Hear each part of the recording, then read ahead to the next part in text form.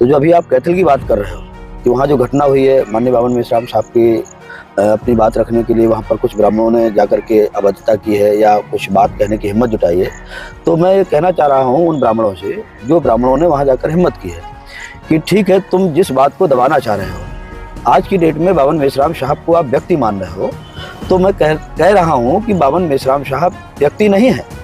बावन मेश्राम साहब एक विचारधारा है। जिस तरह B.R. अम्बेडकर व्यक्ति नहीं थे, वो विचारधारा थे, उसको दबाया नहीं जा सकता। बावन मेश्राम साहब भी आज की डेट में हमारे वो महापुरुष हैं जो समाज की वो लड़ाई लड़ रहे हैं जिस पर हमारे बैकवर्ड के ये सारे अधिकार जो है छीने जा रहे हैं। जो ब्राह्मणवादी मनवादी व्यवस्था के लोग जो सत्ता में बैठ करके हमारा सब कुछ खत्म कर रहे हैं, और उसको सही मायने में सही जानकारी दे करके बावन मेश्राम साहब अगर बताने का प्रयास कर रहे हैं, तो वो लोग अगर इस तरह का रोकने का काम कर रहे हैं, तो शायद वो अपने पैरों में कुल्हाड़ी मार। ब्राह्मणों को जो समाज हितकर नहीं है, जो समाज के लिए अहित कर रहे हैं, समाज को हर जानकारी को दबाना चाहते हैं, वो लोगों को इतना खौफ है, इतना डर है कि जिस डर के कारण से वो इतने भयभीत हो रहे हैं कि बावन मेश्राम साहब पता नहीं अगले वक्तव्य में क्या बोलने वाले, कौन सा रिकॉर्ड वो निकाल के लाए हैं, कौन सा प्रमाण लेके आए हैं जिससे ओबीसी अगर जा गया तो ओबीसी की बदौलत ही वो जिंदा है।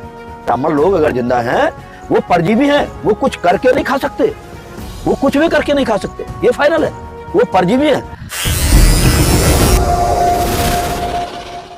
नमस्कार, सत श्री अकाल, जय भीम, जोहार। इस वक्त हमारे साथ हैं वीरांगना फूलन देवी के भांजे माननीय रघुनंदन निषाद जी। ओबीसी समाज को जगाने का काम कर रहे हैं और वाम से के मूवमेंट से जुड़े हुए हैं। जैसे कि आपने देखा कि कल 1 तारीख को हरियाणा के कैथल में वामन मेश्राम जी का राजकुमार सैनी के साथ एक सभा का प्रयोजन था। उसमें कुछ मनुवादियों के द्वारा भीड़ में घुस करके वामन मेश्राम का विरोध किया गया। आखिर क्या कारण है कि हरियाणा में वामन मेश्राम का लगातार मनुवादियों के द्वारा विरोध किया जा रहा है? पहले तो मैं आपको आपके चैनल के लिए बहुत बहुत धन्यवाद व्यक्त करता हूं, और आपको बताना चाह रहा हूं कि जो आपने हमारा परिचय दिया, मैं वीरांगना फूलन देवी जी का भांजा हूं, लेकिन इसके साथ साथ ये बात का मैटर है, मैं सामाजिक तौर पर एक जो MBC बोलते हैं, मोस्ट बैकवर्ड कास्ट का, मैं उसका राष्ट्रीय अध्यक्ष कार्यकारी हूं।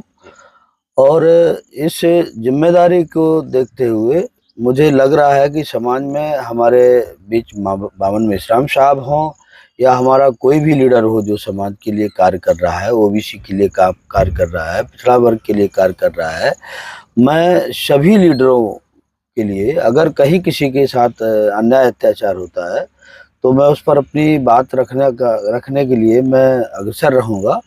तो जो अभी आप कैथल की बात कर रहे हो कि वहाँ जो घटना हुई है, माननीय बावन मेश्राम साहब की अपनी बात रखने के लिए वहाँ पर कुछ ब्राह्मणों ने जाकर के अभद्रता की है या कुछ बात कहने की हिम्मत जुटाई है, तो मैं ये कहना चाह रहा हूँ उन ब्राह्मणों से, जो ब्राह्मणों ने वहाँ जाकर हिम्मत की है कि ठीक है, तुम जिस बात को दबाना चाह रहे हो, आज की डेट में बावन मेश्राम साहब को आप व्यक्ति मान रहे हो, तो मैं कह रहा हूँ कि बावन मेश्राम साहब व्यक्ति नहीं है। बावन मेश्राम साहब एक विचारधारा है। जिस तरह B.R. अम्बेडकर व्यक्ति नहीं थे, वो विचारधारा थे, उसको दबाया नहीं जा सकता।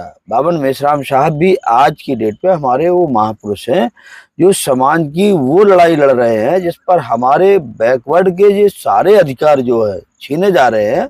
जो ब्राह्मणवादी मनवादी व्यवस्था के लोग जो सत्ता में बैठ करके हमारा सब कुछ खत्म कर रहे हैं, और उसको सही मायने में सही जानकारी दे करके बावन मेश्राम साहब अगर बताने का प्रयास कर रहे हैं, तो वो लोग अगर इस तरह का रोकने का काम कर रहे हैं, तो शायद वो अपने पैरों में कुल्हाड़ी मार रहे हैं।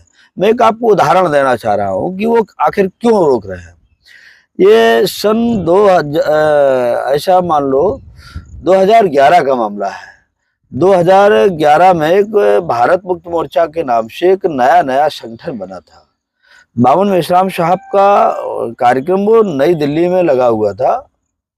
तो जो दिल्ली में कार्यक्रम लगा था, उस कार्यक्रम के दौरान एक बहुत पोस्टर बड़े बड़े लगाए गए थे। उन पोस्टरों से यानी जगह जगह में कार्यकर्ताओं द्वारा लगाए जा रहे थे।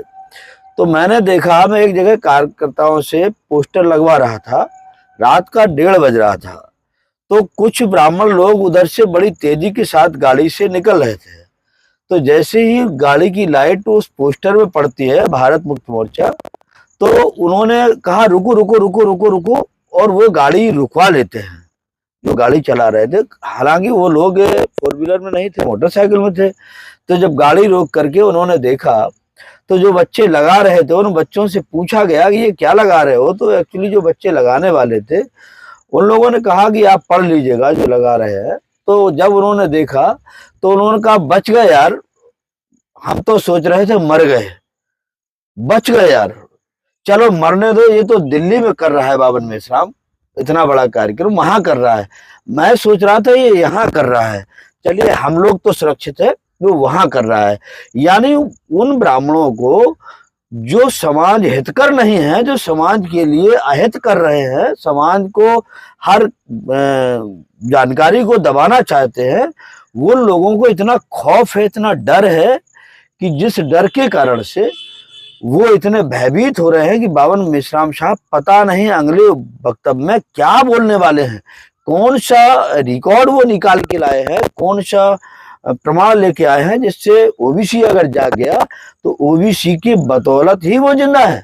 ब्राह्मण लोग अगर जिंदा हैं वो परजीवी हैं, वो कुछ करके नहीं खा सकते, वो कुछ भी करके नहीं खा सकते, ये फाइनल है, वो परजीवी हैं और वो हमारे ओबीसी पर ही आधारित है। और ओबीसी का व्यक्ति जाग चुका है। मैं ओबीसी, मैं भी ब्राह्मणों का गुलाम रहा हूं, मैं बता रहा हूं, मैं भी ब्राह्मणों का गुलाम रहा हूं। मैं नहीं जानता था, हमारे महापुरुषों के बारे में मुझे पता नहीं था। जब मैं महापुरुषों को पढ़ के लिख के आगे बढ़ा तो मैंने इतिहास को पढ़ा, जानकारी हुई, अरे हमारे महापुरुषों ने ही मेरे को लड़ाई लड़ी, मेरे जो भी हमको हक अधिकार मिला है वो हमारे महापुरुषों के बल पर मिला है। और वो जमाना अलग था, जब हमारे महापुरुष चले जाते रहे तब हमारे लोगों ने जाना कि वो हमारी लड़ाई लड़ रहे थे। अब हमारा बैकवर्ड जान चुका है कि हमारा जिंदा महापुरुष कौन है और जो हमारी आज लड़ाई लड़ रहा है, और जो लड़ाई लड़ रहा है हम अदर बैकवर्ड के लोग, हम मोस्ट बैकवर्ड के लोग, हम सारे पिछड़े लोग उनको अपना नेता माने हैं और हमारी जो लड़ाई लड़ेगा हम उनका साथ सहयोग करेंगे। और वो जो ब्राह्मण कनो वहां पर उन्होंने जाकर के हिम्मत जुटाई है, मैं उनकी निंदा करता हूं।